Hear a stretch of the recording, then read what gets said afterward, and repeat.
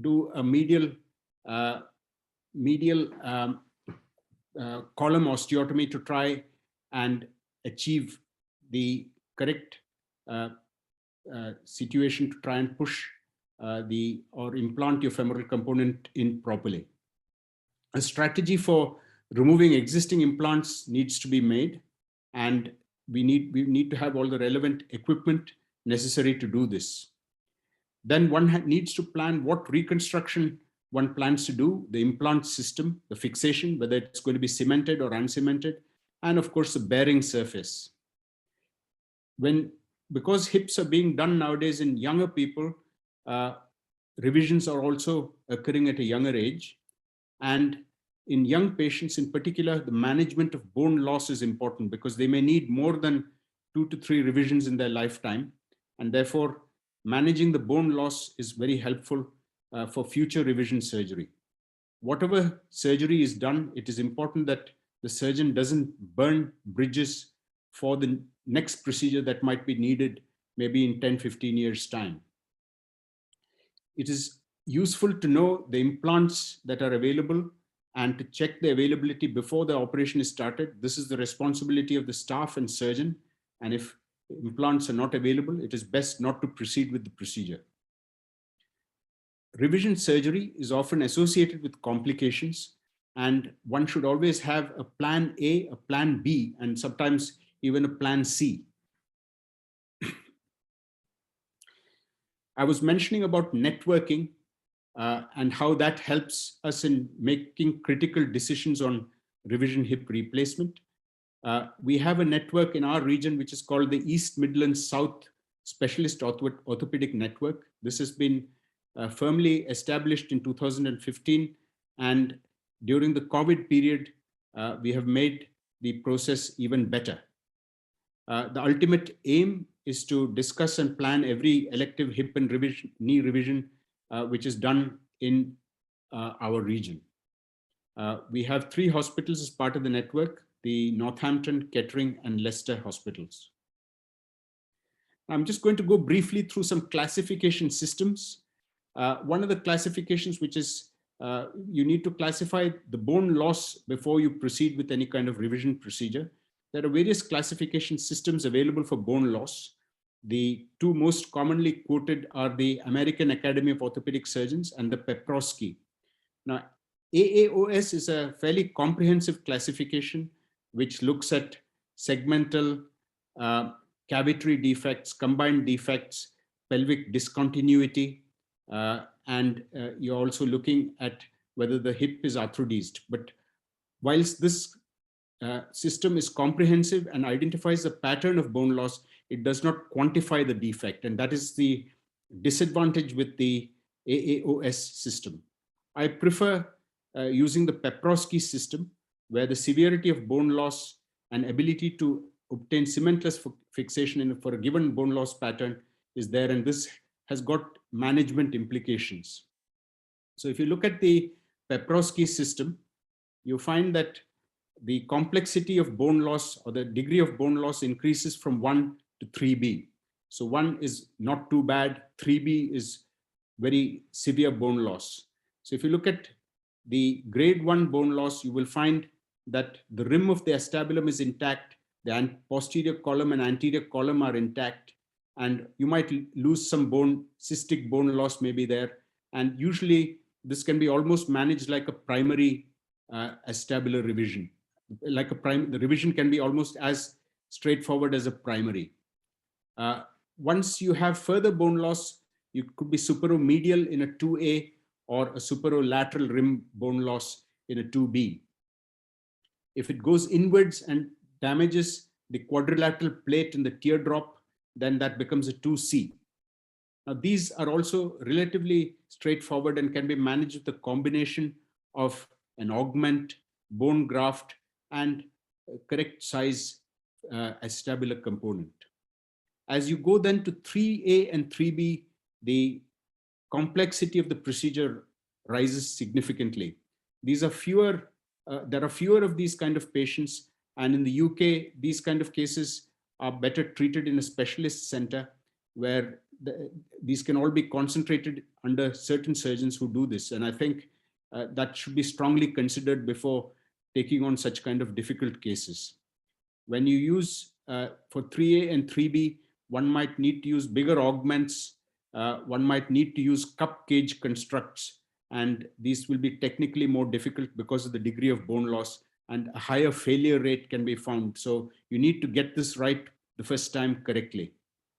The most difficult revisions come from chronic pelvic discontinuities, and in these kind of situations, one might need to do a posterior column plating, as well as the use of augments and the specific acetabular components to deal with the degree of bone loss associated with bone grafting. Now, in cemented hip replacement, the extent of migration of the implant can predict the degree of bone loss, whereas in cementless hips, which are being more commonly done, there can be severe bone loss because of a combination of stress, shielding, and asymptomatic osteolysis, which may not be immediately apparent on an X-ray. These are some of the reconstruction options which I already referred to, and the Paprosky Acetabular defect classification helps us plan our management accordingly. Now, going to femoral bone loss, there are various types of bone loss, which again, AAOS is a useful classification, but again, not quantitative. I find, again, the Paprosky classification is useful, particularly when you're doing a cementless revision. If you're doing a cemented revision or an impaction bone grafting, the endoclinic classification can be useful. So the Paprosky system looks at the location of bone loss, the degree of remaining support of the proximal femur, and the amount of isthmus that remains for diaphyseal fixation. If you look at the system here, you have from grade 1 to 4, and as you look from grade 1 to grade 4, there is progressively increasing bone loss, and grade 4 cases are technically quite challenging. In grade 1 bone loss, you might be able to get away with a metaphyseal fitting component, something like the SROM component, which can fill the metaphyseal defect.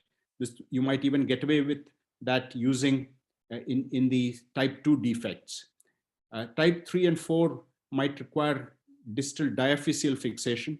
And if you've got more than 4 centimeters to fix here, then you have always a better fixation possibility with 3A compared to 3B. So you can look here and see the various femoral reconstruction options that are available with the Paprosky system. And you can have extensively porous coated stems with proximal fitting, distal fitting, and then modular tapered stems which have a distal fit, something like the Wagner type, and modular tapered stems as well for 3B.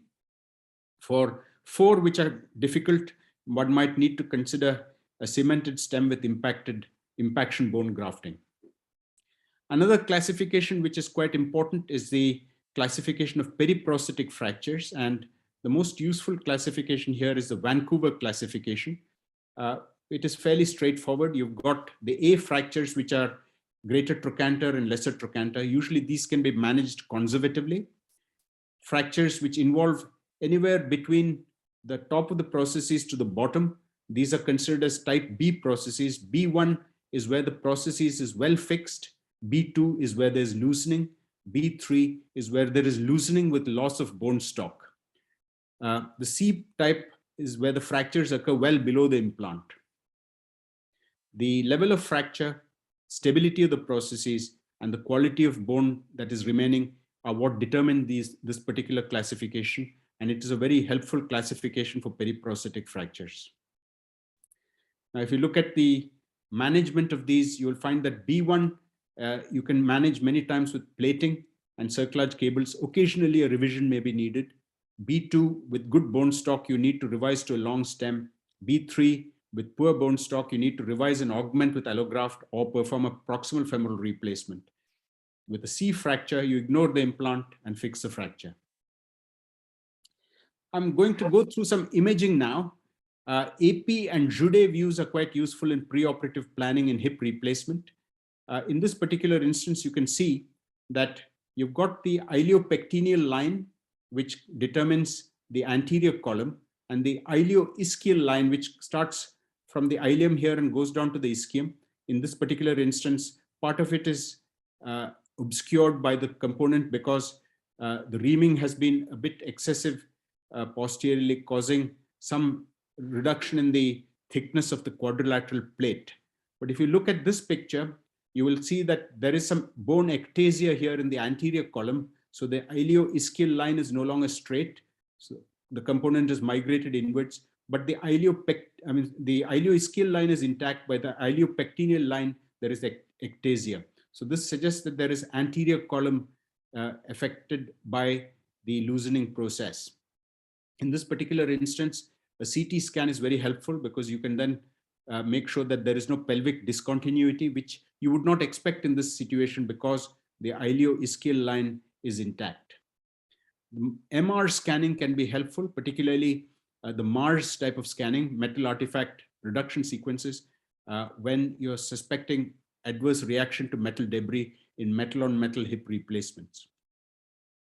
Pre-operative planning is quite helpful with laser 3D printed technology. Here is a case of a Paprosky Type defect, which would be considered as a 3B defect. You can see that there is significant proximal migration of the processes, more than about an inch.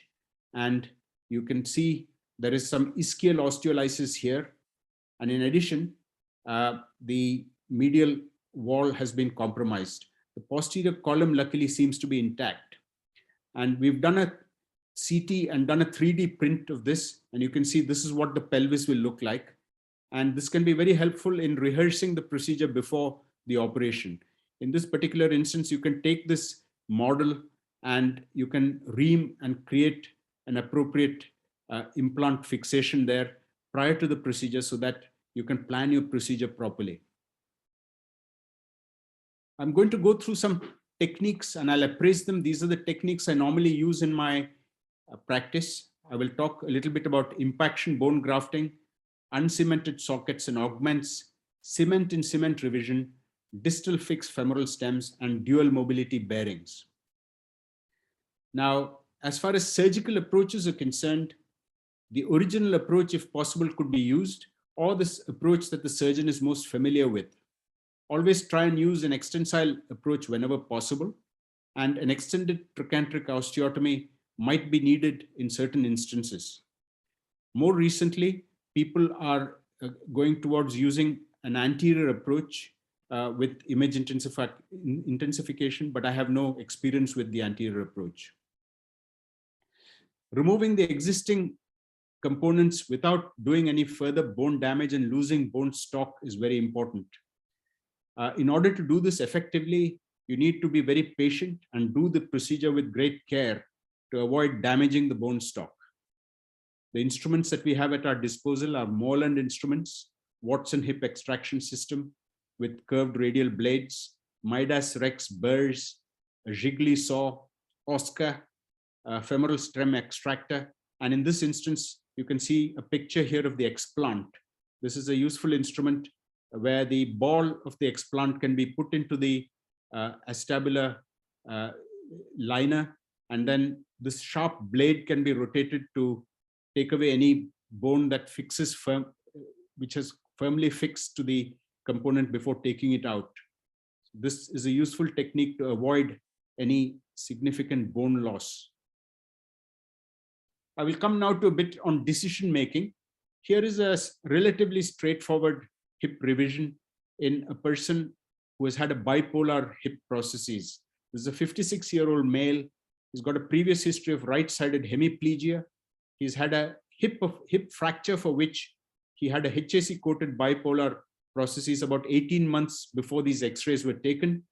The patient complained of groin and thigh pain on weight bearing, which started from the immediate post-operative period, and the pain was reproduced on hip rotation.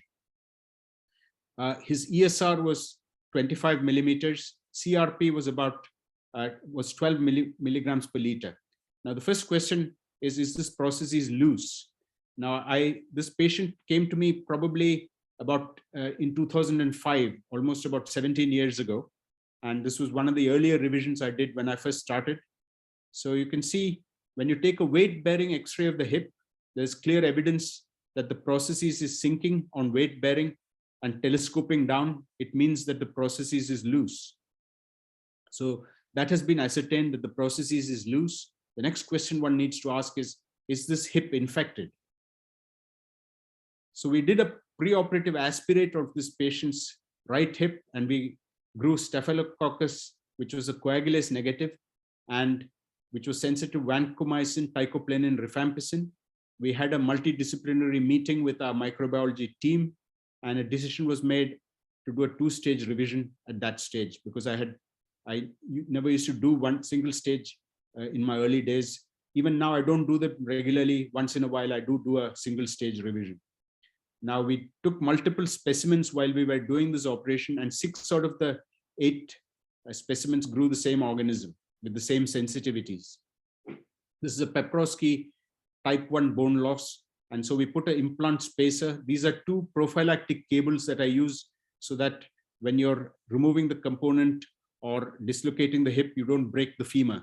So it's always useful to put these cables prophylactically so that you don't create a problem at the time of the operation. What was finally done was a reverse hybrid hip replacement was done with a milled HAC body and a plasma coated stem with a good proximal fixation as well as distal fixation. The advantage with this component is that it's got good proximal fit and distal fill. I used a dual mobility component here because he's had a previous history of hemiplegia, and such patients are more prone to dislocate the hip. The X-rays taken of his hip 6 years following the operation showed good results. Same two-stage revision can be used in infection. Here is a hip replacement on the left side, which got infected with, again, a coagulase negative organism. A spacer has been inserted initially after doing a thorough debridement. And then this is followed by a reverse hybrid hip replacement where I have fixed the acetabulum with the uncemented component. And distally, as far as the femur is concerned, we've used a cemented femoral component with a specific cement which covers the organism. Because this was sensitive to vancomycin, we used a particular vancomycin loaded cement in this patient. The patient has not had any recrudescence of infection so far. So sometimes these operations can be done in a single stage, and this is now becoming more common, although the two-stage revision still remains the gold standard. A single stage revision can be done if the organism sensitivities and the bacterial minimal inhibitory concentrations is known preoperatively. There is reduced morbidity and mortality with a single stage revision and earlier return to function. And if you do a cemented revision, you can get immediate stability and can start early mobilization. We need to look at the rationale of doing this in culture negative infections and uncemented implants. Although in these situations, I would almost certainly do a two-stage revision. There are many publications on this kind of revision for infection, but I will just point out that there are publications coming out now regarding two-stage versus one-stage revision for infection. And the original paper was by Buckholz from the Endo Clinic in 1981, where he had 84% eradication rates with a single-stage revision for infection eradication. These similar results were reproduced in Wrightington, where I had the fortune of doing my revision fellowship, and there 84 to 86% of the eradication rates were noted in the Wrightington series. A two-stage uncemented revision was found by Haddad to have a 92% eradication rate. Single-stage revision has got better Harris hip and pain scores compared to a two-stage revision. This was based on the paper by Usidik et al. In 2010. If you're doing a two-stage revision, using a spacer prosthesis can be helpful, as this gives a better functional result and easier second-stage revision. I'm now going to talk a little bit about restoration of bone stock, which I told you is very critical in patients who are young. Now, here is an instance where a young lady had a hip replacement done under one of my predecessors who has retired. She was 25 years old. She had previous history of Perthes disease and has had a previous femoral osteotomy. And if you see here, this is a luminous type of femoral stem, and the acetabular component is a screw fit acetabulum, which has got completely loose, and there is a lot of loss of bone stock with some ectasia of the anterior column and quite a lot of bone destruction. This loosening occurred within 3 years post-primary, and there was no evidence of infection. This you could consider as a Paprosky 2C type defect, because there was a small medial wall defect noted after the socket was removed. The aims of revision here would be to restore bone stock because of a young age, to restore the hip center of rotation, and to assess if femoral component removal is required. Sometimes this is needed so that you can access your acetabulum better. Here you can see that impaction bone grafting has been done, and I've put a cemented component. I've used a rim mesh laterally to contain all the bone graft. So this whole area is filled with bone graft. There's also bone graft in this area, and the rest is filled with the cemented processes. The same technique, I can show you a few more examples. This was a 70-year-old male who has got a Paprosky 3A of the femur and a 2B of the acetabulum with quite a lot of bone destruction here and loosening of both components. Here the revision was with a distal fixed stem and impaction bone grafting on the acetabular side. This patient went on to have good results. You can see 2 years post-operatively, the bone graft has all taken well. There is no movement of the processes, and this is a stable construct. Impaction bone grafting can be used both on the femoral as well as the tibial side. In this instance, both the femoral and femoral and acetabular sides of both the femoral and acetabulum components were loose, and you can see there's a little bit of bone destruction here. Impaction bone grafting was done on the femoral side as well as on the acetabular side. Cavitary defects with calcar osteolysis was found in this particular patient, and you can see that this component is fully loose as per the Hodgkinson's criteria. You can see that all 3 zones around the processes are completely demarcated and the processes is migrated. So this has resulted in a Paprosky 2C defect, and you can see that on the femoral side, what we have done is a cement in cement revision, and on the acetabular side, we have put impaction bone grafting, which has filled the void very nicely. And you can find a thin cement mantle here, which I've used a prophylactic cerclage cable to reduce the risk of fracture. Here is an instance of catastrophic socket loosening. And you can see again, this was a 80-year-old man who developed loosening within 4 years of his primary hip replacement. There was no evidence of any infection. And again, using a rim mesh and acetabular impaction bone grafting, you can get a very successful result here. Again, using cement in cement revision on the femoral side. The femoral component was removed to access the acetabulum better. So as far as impaction bone grafting is concerned, it has been noted in various studies that fresh frozen allograft is probably the best choice. The impaction technique is quite challenging, and it's important to get grafts of different sizes. So if you can create large and small croutons, then that is helpful because this follows the principles of soil mechanics. So if you're making a bed in a garden, having some pebbles underneath and then putting mud and sand is helpful. Otherwise, the whole construct can sink. So having croutons of different sizes is helpful, and the impaction technique should be such that it should be tight enough to produce primary stability. It's also important to contain the graft well. Otherwise, if you weight bear post-operatively, all the graft starts leaking out, and that can cause the processes to migrate and loosen. So containment is important.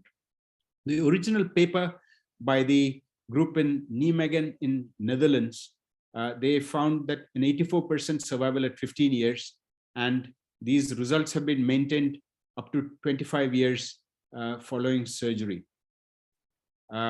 Femoral impaction bone grafting has also been useful, and the original paper, original center which started this along with the group in Netherlands was the group in Exeter, and they have found out of 705 cases over the years, there has been about 404 deaths due to unrelated causes, mainly due to old age. And these patients were followed up for about almost 15 years, and you got about 98% survival in the survivors. So this suggests that the continued use of femoral impaction bone grafting can be useful. And although technically this is a bit more challenging to do compared to acetabular impaction bone grafting. I will now go a bit into rim defects. Here you can see in this particular X-ray that this was a hip which was done on the left side in a 67-year-old man. He had a previous pinning of his hip for slipped upper femoral epiphysis at the age of 14. This subsequently resulted in osteoarthritis, for which he had hip replacement at the age of about 26 years before this X-ray was taken. So this hip has lasted 26 years, which is very, very good. This hip has now got loose, it has rotated, and there is the patient complained of a grinding sensation as the hip has subluxed out of the socket. His acute phase markers were within normal limits, and you can see here that this is a contained defect with some posterior and lateral and superior bone loss. This was managed with an augment. As you can see, an acetabular augment was used, and with that an acetabular component. The femoral component has been retained because, as you can see, this is spot welded, and to take this femoral component out would be very, very difficult and would lead to a lot of bone loss. And if you were to remove the femoral component, you will almost certainly need an extended trochanteric osteotomy, which then becomes difficult to fix back because the bone quality here looks quite bad due to stress shielding. So in this instance, we retained his femoral component and did an acetabular revision only. Here is a cemented hip replacement with acetabular wear. Again, wear is quite advanced. This is a Charnley hip replacement, which has lasted in this patient for a total of 40 years. So that again is a very long-lasting hip in this particular patient, and this has given him a good quality of life for this period. You can see that this hip is actually done by the old technique which Charnley used to use, which was to drill a hole in the floor of the acetabulum. They used to put a Mexican hat there and then put cement. This bone was drilled in the middle so that they could assess the depth of reaming. And this particular technique has now been discontinued because cement tends to leak into the pelvis, etc. So this is actually not needed.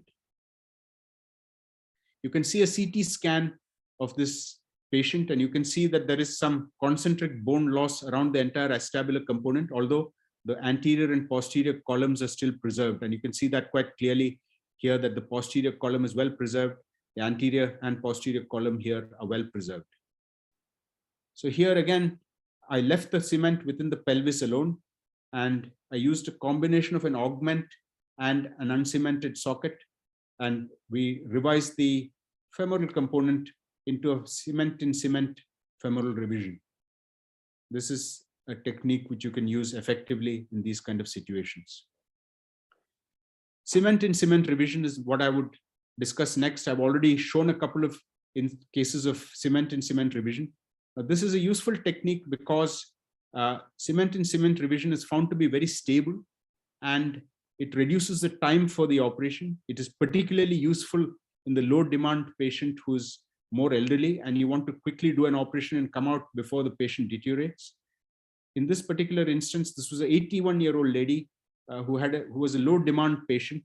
You can see that she has a Stanmore prosthesis. Now this is a monoblock prosthesis.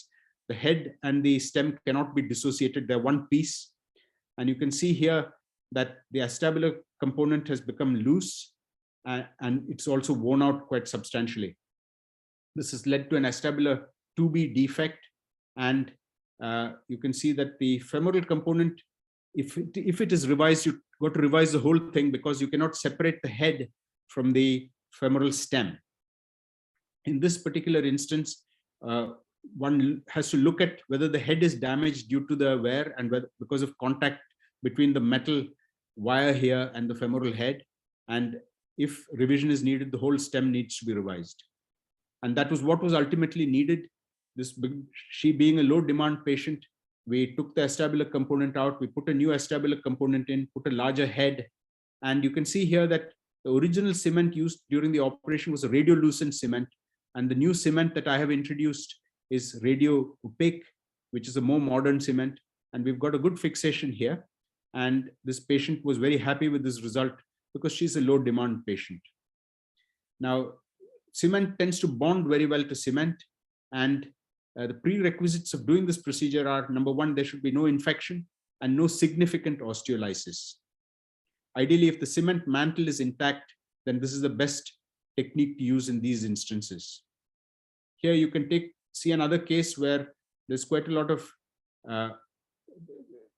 varus deformation of the varus tilting of your femoral component and some cortical thinning. Again, here you might be able to use a cement in cement revision by going with a slightly longer processes, or if this is difficult, you might have to remove a bit more cement than is normally needed to go for even a longer processes. Now, there are publications on this. The original publication was by Nas Iftikhar, who was a famous surgeon. I'm not sure whether he was from Egypt.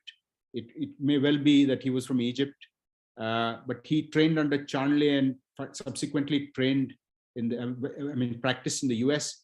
The cement in cement revision was originally described by him. Lieberman subsequently noted that it is helpful to roughen the existing cement mantle when you're putting in your new cement. It's biomechanically stable, and it is important not to have any blood trapped between the old cement and the new cement, or any bone marrow, because this can alter the shear strength.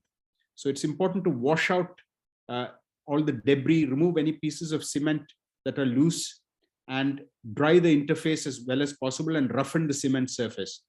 If these techniques are employed, then cement on cement bonding is excellent. And this reduces the time of the operation, and it can give a very good result. There is a good shear strengths are possible with such kind of detailed technique.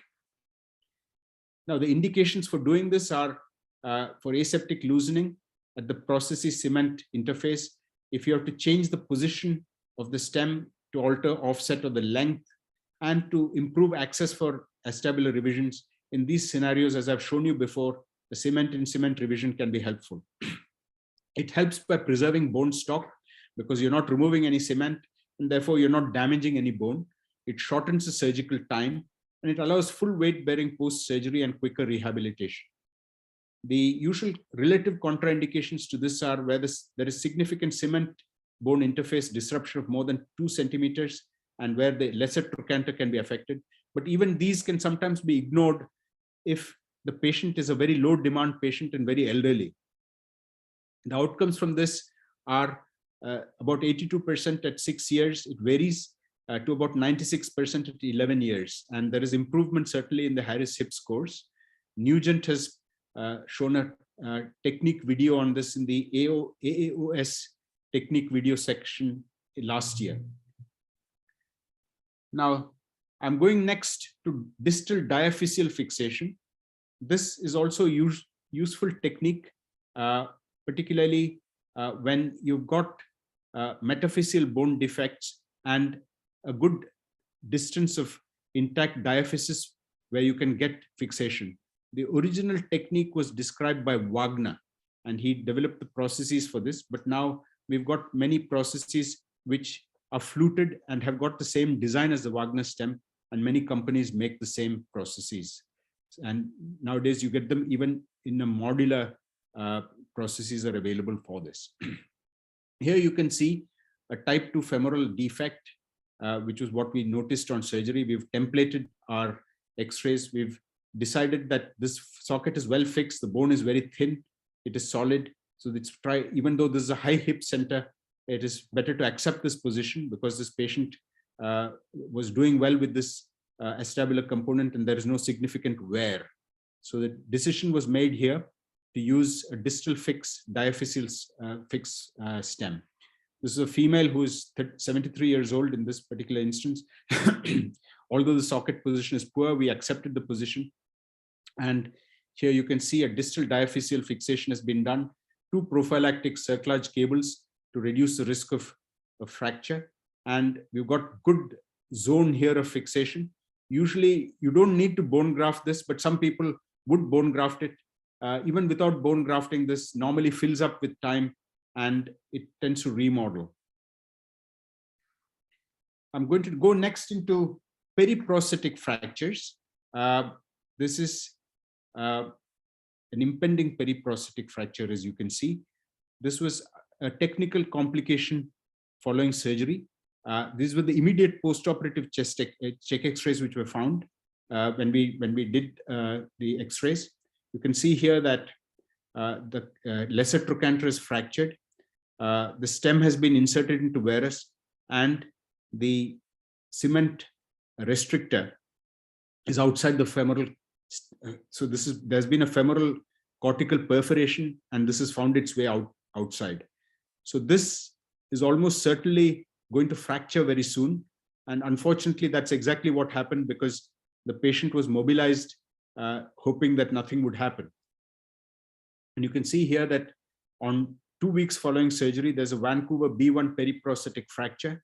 And this is going to be technically a difficult one to do because you've got a well-fixed stem with a lesser trochanter which has come out. So in this instance, plating is not an option because you've got a cortical perforation, the stem is in varus, and it's possible that if you plate it, the plate can also break where this varus stresses are acting. So in this particular instance, all the cement was taken out. We've reattached the lesser trochanter and put a long stem component. Because we did not have enough length for diaphyseal fixation, we decided to put a distal fix stem. So this is a locked distal fix stem with locking screws, just like an intramedullary nail. And these fractures healed within 4 months without any infection. And the patient had a good result 11 years post-operatively.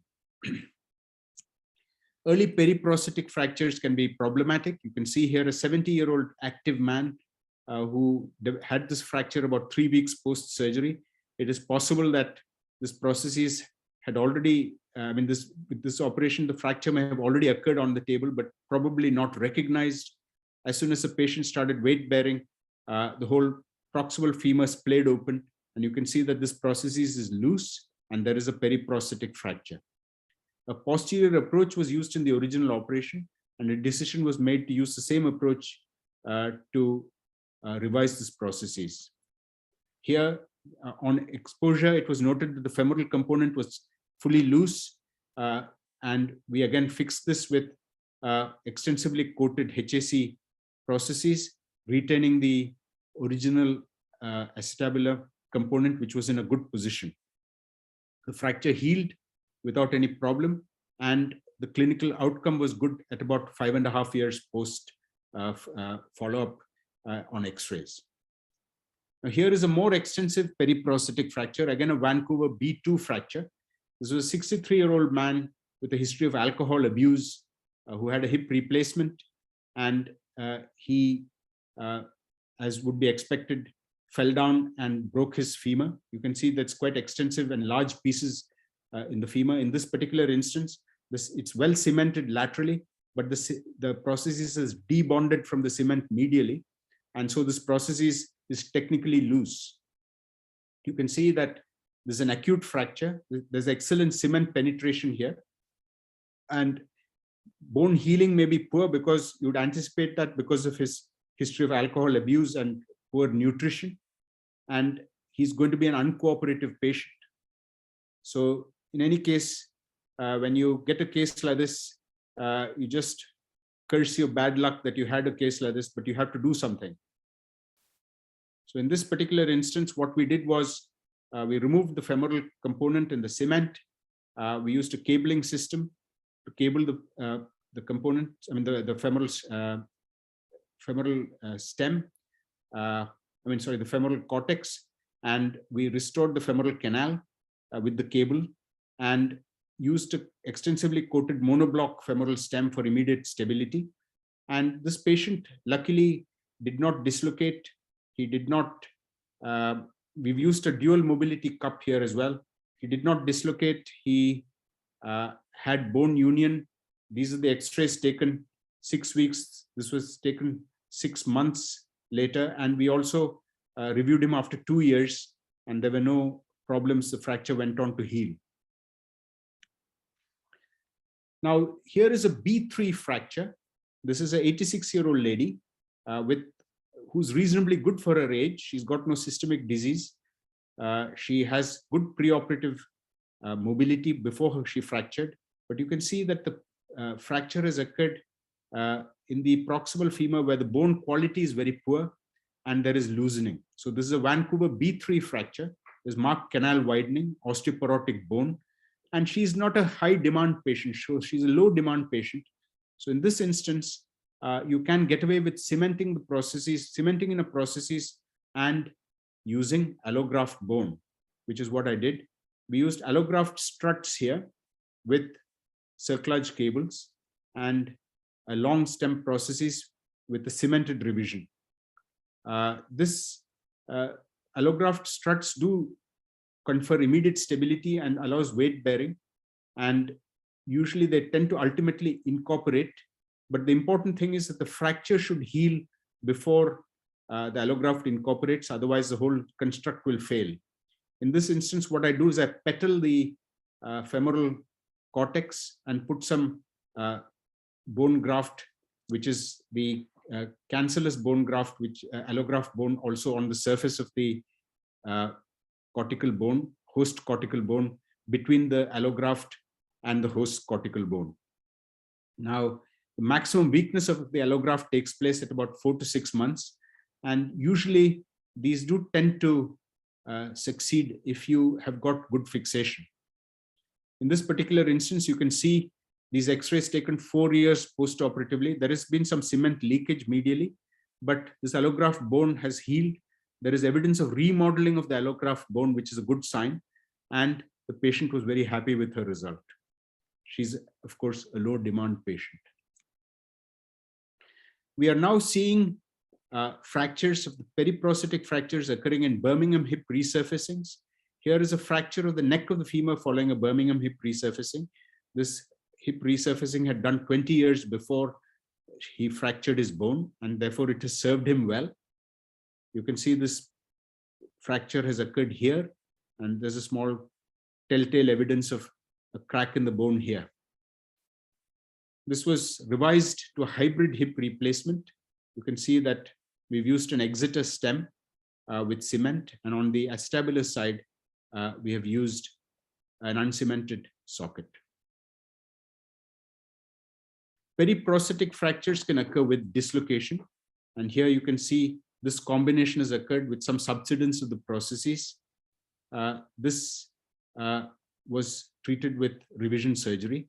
In this particular instance, the acetabular component was found to be in a satisfactory position, and it was mainly the subsidence of the processes that had caused it to dislocate and fracture. So here I've used a distal fixed stem. I've not needed to remove the socket as the fracture, the hip was stable on the table after revision. The only criticism I would say of this procedure, which I've done myself, is that I could have put another cable here. Although this fragment does go all the way here, and I've got 2 cables, but I think a 4th cable occurring here, which we could have put here through the lesser trochanter, would have been good. I've also used some artificial bone chips here, bone substitute, which will help in healing. So there are many publications on peri-prosthetic fractures. Out of these, a few things that have come out are that it's better to use extensively porous coated stems if you're going uncemented. Cemented long stems can be used, as I showed you in my example, in elderly patients with poor bone quality and a very simple fracture pattern, and those who are low demand. The most reliable classification system for management is Vancouver. The Swedish Hip Registry details and data suggest that B1 fractures have a higher risk of failure with fixation and a higher infection rate.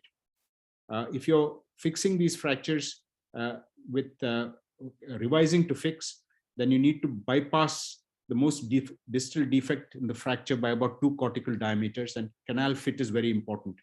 If need be, you might need to use interlocking, distally locked processes for getting immediate stability. It is always helpful to revise before hips fracture. So if a hip is aseptically loose and is on the verge of fracturing, if there's an impending fracture, it is always better to revise it before the fracture occurs, as the results are generally poorer, with a poorer functional outcome and a higher death rate when you operate patients who've already had a peri-prosthetic fracture. This is from the New Zealand Hip Registry data. And this suggests 2 things. One is that a peri-prosthetic fracture may be a pre-terminal event in certain patients. And secondly, that because these patients have to be operated on in a more emergency situation, the optimum treatment and planning cannot be done for a peri-prosthetic fracture as we can do for revision for an aseptic loosening. Here, I'm finally going into a couple more things. This is implant failure. You can see here that a distal fix interlocking processes has been used to treat a peri-prosthetic fracture. The fracture did not heal because there was some poor fixation here, and there was a gap. There's suboptimal metaphyseal fill, and you've got good distal fixation. So there was cantilever bending, and this caused the processes to break. So in this instance, I had to use, because we don't have good diaphyseal bone, I had to again go for a distally locked processes, but use a much bigger stem, which has got better diaphyseal fit. Unfortunately, while this operation was done, there was a crack noticed in the distal part of the femur, which I finally opted to treat with cerclage wires and protected weight bearing. This patient's fracture went on to heal, and the outcome was satisfactory. Peri-prosthetic fractures can occur like this. In this instance, this is a Muller prosthesis which had been inserted 7 years before this, before it became loose and broke. And here you can see there is loss of bone stock around the prosthesis proximally, and this is causing cantilever bending, as this part is well fixed, and this has caused a break in the prosthesis. This was revised to a distal fixed stem. The acetabular component was left alone, as it was not worn out, and the hip was stable at the end of it. Here is another component breaking of the exeter stem at the femoral neck. This is unusual, but this has been fixed again with a new exeter stem and with cementing. Ceramic head fractures are not common, but they do occur occasionally and may need revision.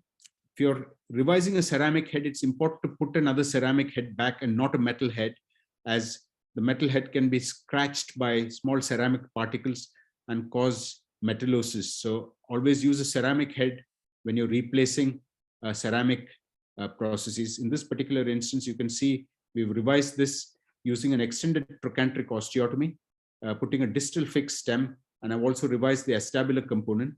I've used, in this instance, polythene and ceramic, although a lot of publications would suggest that you should always use ceramic on ceramic, but polythene on ceramic is also not a problem, because if there are ceramic particles, they tend to get embedded within the polythene, and ceramic rubbing against ceramic is not a problem, as opposed to ceramic rubbing against metal.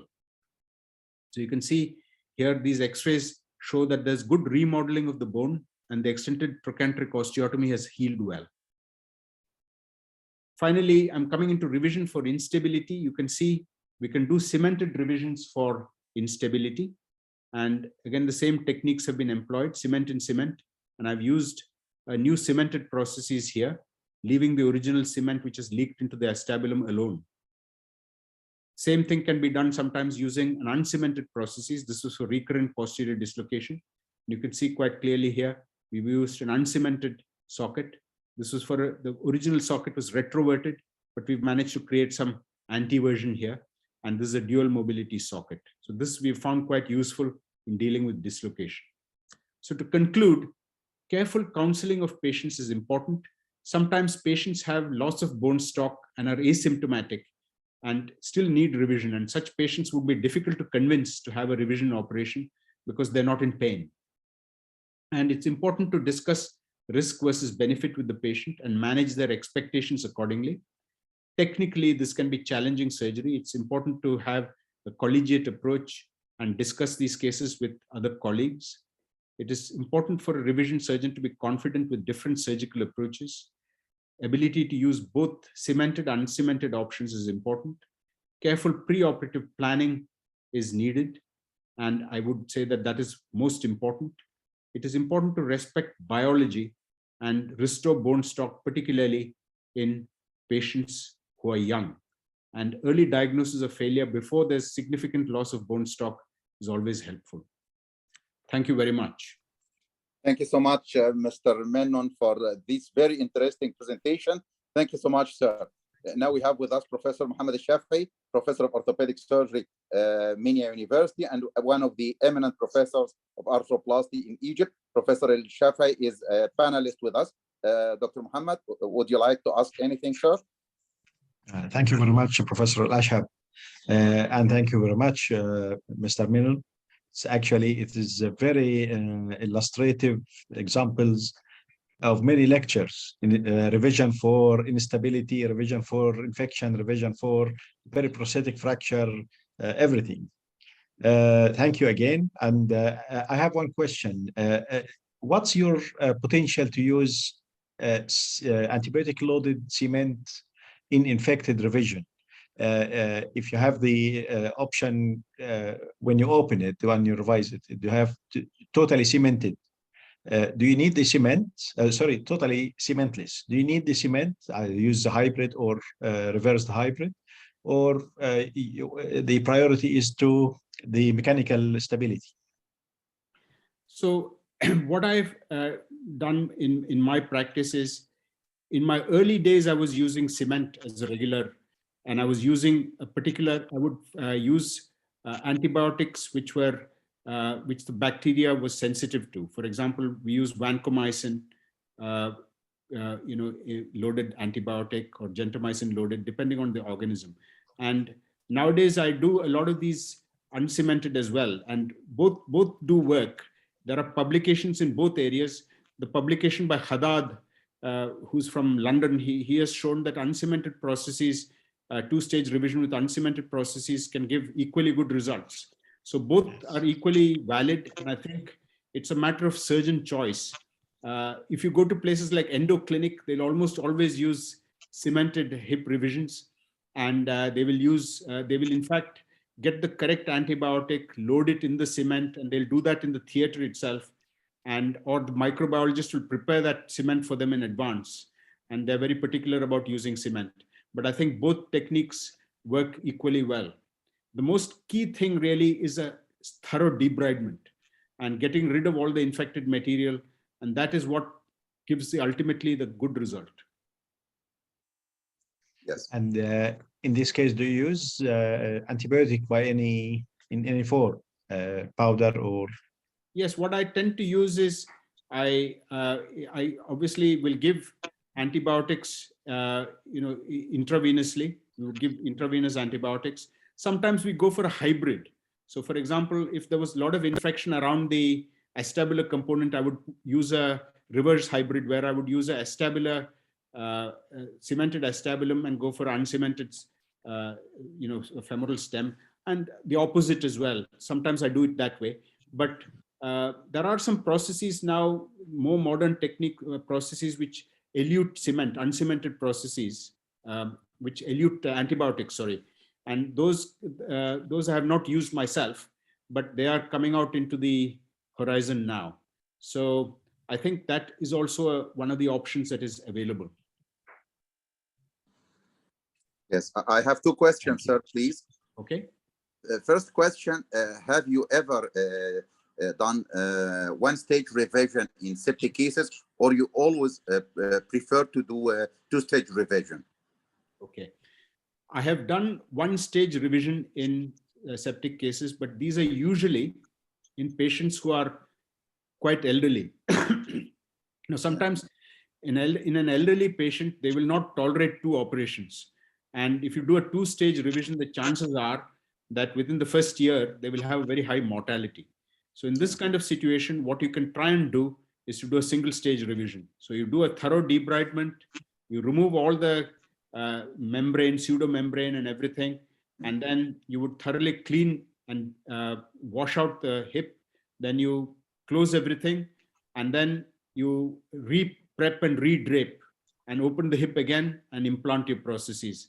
And for this, one of the things is you should know what the organism is beforehand, so that you can give these antibiotics prophylactically when you're implanting your prostheses, and immediately after the operation, the patient is on the correct antibiotic. So if you don't know what your organism is, you should never attempt to do a single stage revision. I'm sure you are already aware of all this, but I'm just telling this more for the trainees who are attending this course. Yeah, thank you, sir. The second question, sir, is when do you decide to use the distal locking stem? So the distal locking stem I tend to use when I don't have, so for example, if you've got a Paprosky 3B, where you don't have more than about 4 centimeters of diaphyseal fixation or some widening of the distal diaphysis, then in that kind of instance, you will not get good primary stability, particularly in a peri-prosthetic fracture. What will happen is that if you've done that kind of fixation, the prostheses will start subsiding. And once the prosthesis subsides, it can become unstable. So what I do in that kind of scenario is I put a distal interlocking. I don't need to use it very often. Just use it for a small number of cases where the fracture is extending distally and you expect that you're not going to get a good distal diaphyseal fixation. Then you supplement it with these screws. Yes. Thank you so much, sir. Professor El-Shafei, you have any other questions, sir? Yes, if you can give us some tips and tricks for fixing trochanteric, greater trochanteric avulsion when it is small and porotic. Mm-hmm. So I tend to use, in these situations, we've got a trochanteric claw plate that I use sometimes, and that is a helpful technique. You can use a trochanteric claw plate. If you're happy with doing wiring, which is something I'm happy with because I trained in Wrightington, you can do trochanteric wiring, or trochanteric cables. With trochanteric wiring, you were mentioning osteoporotic bone, so it may not take very well. It might cheese wire through. So in that instance, you might be better using a hook or a claw plate. And these are available in different sizes. Synthes makes it. And this has got holes. The plates have got holes through which you can pass cables and even screws. So you can put unicortical screws, pass this claw plate, get it through the tip of the trochanter, pull it down, reduce it, and then fix it. But these do have a high failure rate. Despite doing it properly, you might find that the trochanter will escape. So it's not an easy thing to do. Yeah. Thank you. Any other questions, sir? That's fine. Thank you so much. Thank you very Finally, much. I would like to thank Dr. Daipen Menon from Kettering General Hospital for joining us tonight. It was a great pleasure for us, sir. Thank you so much, sir. And thank also, you very I much would for like the invite. Most grateful. Thank you so much. Okay. I would like also to thank my dear friend, Professor Mohammed Shafei, Professor of Orthopedic Surgery at Minya University, for joining us as a panelist. And also, I would like to thank all our attendees for joining us tonight in this very fruitful scientific webinar. Thank you all. Thank you so much, sir. Have a nice time. Thank you so much. Thank you very much. Thank you very much. Thank you. Thank you so much.